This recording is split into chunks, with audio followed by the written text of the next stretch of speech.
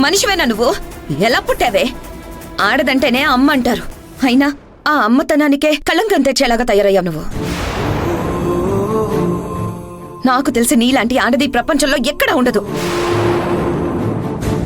డబ్బుల కోసమో, బంగారం కోసమో, ఆస్తుల కోసమో, పదవుల కోసమో అబద్ధాలు చెప్పేవాళ్ళని చూశాను, కానీ ఏ ఆడది కూడా ఇలా కడుపున పుట్టే బిడ్డ గురించి అబద్ధం చెప్పదు.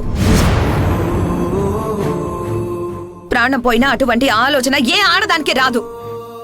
లేని కడుపుని ఉందని చెప్పి అందరినీ నమ్మిస్తూ నెలకొకసారి ట్రీట్మెంట్ చేయించుకుంటున్నావంటూ హాస్పిటల్కి వెళ్తూ ఎంత మోసం చేశావు.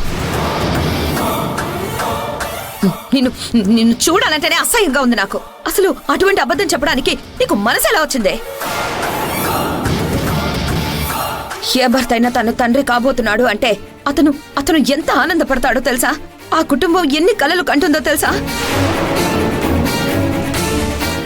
నువ్వు చెప్పిన అబద్ధానికి నేను తండ్రిని కాబోతున్నాను అని నా తమ్ముడు ఎంత ఆనందపడ్డాడో, నేను మేనత్తని కాబోతున్నానని ఆనందపడ్డాను.